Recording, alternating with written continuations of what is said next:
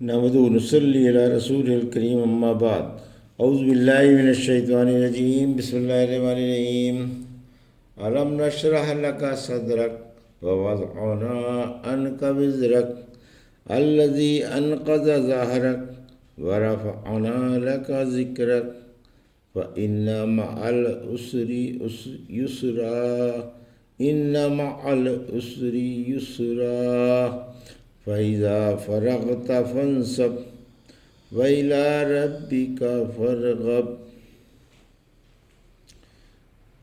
ابھی آپ نے سورہ انشراح کی آیت 1 سے 8 کی تلاوت سماعت فرمائی۔ بترتیب مصحف یہ 94ویں اور بترتیب نزول 12ویں سورہ ہے اور مکی ہے۔ اس میں 8 آیتیں اور 1 رکوع ہے۔ ترجمہ بسم اللہ الرحمن الرحیم۔ علم نشرح لک صدرک آیت 1، ووضعنا عنک وزرک آیت 2، الذی انقض ظہرک آیت 3، ورفعنا لک ذکرک آیت 4، فإن مع العسر یسرا آیت 5، ان مع العسر یسرا آیت 6، فَإِذَا فَرَغْتَ فَانْصَبْ آیت 7، وَإِلَىٰ رَبِّكَ فَارْغَب آیت 8۔ میں اللہ کے نام سے شروع کرتا ہوں جو بڑا ہی مہربان و شفیق ہے۔ کیا ہم نے آپ کا سینہ نہیں کھولا اور ہم نے آپ سے آپ کا بوجھ اتار دیا جس نے آپ کی کمر توڑ دی تھی، اور ہم نے آپ کا ذکر باور کیا۔ یقیناً ہر مشکل کے ساتھ ایک آسانی ہے، یقیناً ہر مشکل کے ساتھ ایک آسانی ہے۔ پھر جب آپ فارغ ہو جائیں تو عبادت میں لگ جائیں اور اپنے رب ہی سے دل لگائیں۔ یہ تھا ترجمہ سورہ انشراح کی آیت 1 سے 8 کا تفسیر۔ آیت 1، شرح صدر۔ ہم نے آپ کا سینہ روشن کر دیا اور اسے چوڑا اور گنجائش والا بنا دیا۔ سورہ انعام کی آیت 125 میں فرمایا جسے اللہ ہدایت دینا چاہتا ہے اس کا سینہ اسلام کے لیے کھول دیتا ہے۔ پھر جس طرح اللہ نے آپ کا دل منور کیا اسی طرح آپ کی شریعت میں لچک، آسانی اور نرمی رکھ دی اور طاقت سے زیادہ کسی کو تکلیف نہیں دی۔ ابو ہریرہ رضی اللہ عنہ فرماتے ہیں ہم رحمت عالم صلی اللہ علیہ وسلم سے کثرت سے مسئلے پوچھا کرتے تھے، کسی اور کو جرأت نہ تھی۔ بولے اے اللہ کے رسول صلی اللہ علیہ وسلم، آپ نے نبوت کے سلسلے میں سب سے پہلے کیا دیکھا تھا؟ آپ ٹھیک ہو کر بیٹھ گئے اور فرمایا ابو ہریرہ تم نے پوچھا ہے، لو سنو۔ میں 10 سال کچھ ماہ کا تھا جو جنگل میں گیا، سر پر کچھ کھسر پھسر سنی، غور کیا تو ایک شخص دوسرے سے کہہ رہا تھا کیا یہ وہی ہیں؟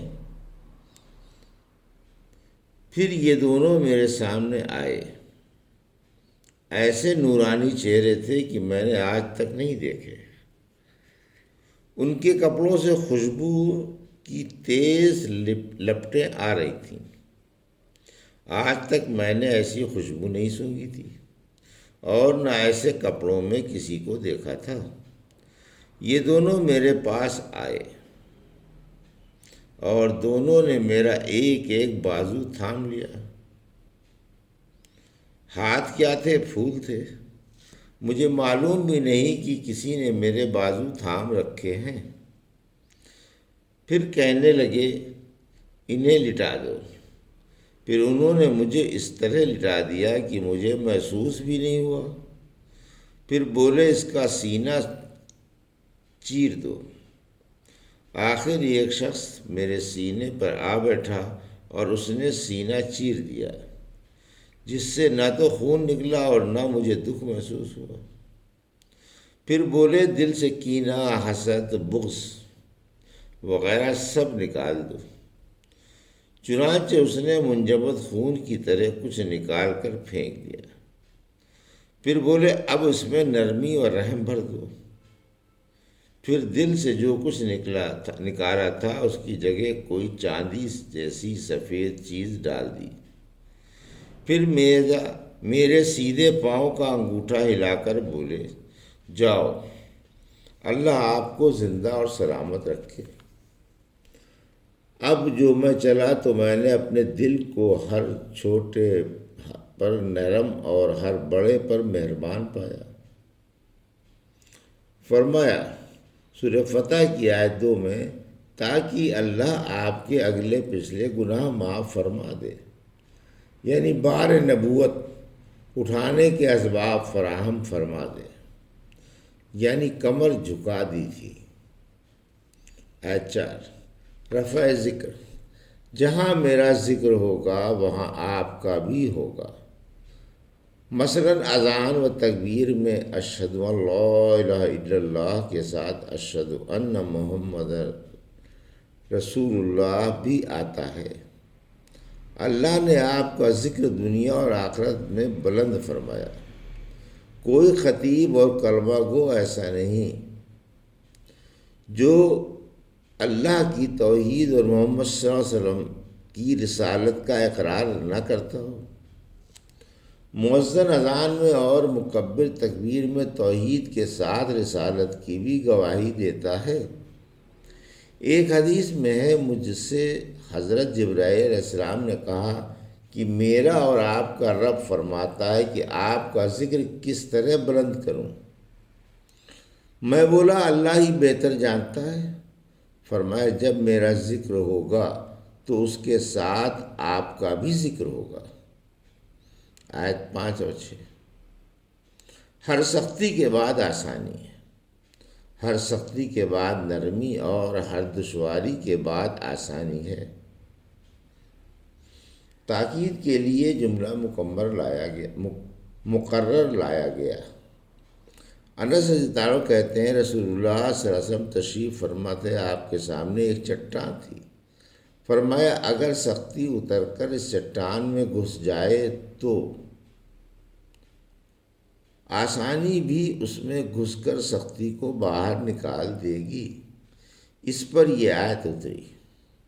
آیت 7 عبادت کے لیے یکسوئی کی ضرورت ہے، یعنی جب آپ خانگی اور دنیوی کاموں سے فارغ ہو جائیں اور ان کے بندھن کاٹ دے تو عبادت کے لیے فارغ البال ہو کر کھڑے ہو جائیں اور خلوص و رغبت سے اللہ کی طرف متوجہ ہو جائیں۔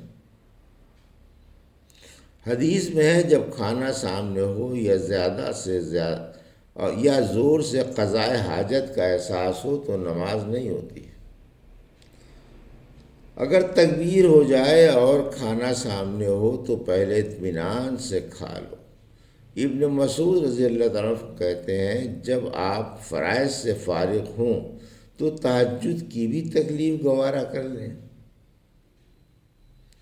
اور نماز سے فارغ ہو کر بیٹھ کر بھی اللہ اللہ کرتے رہیں۔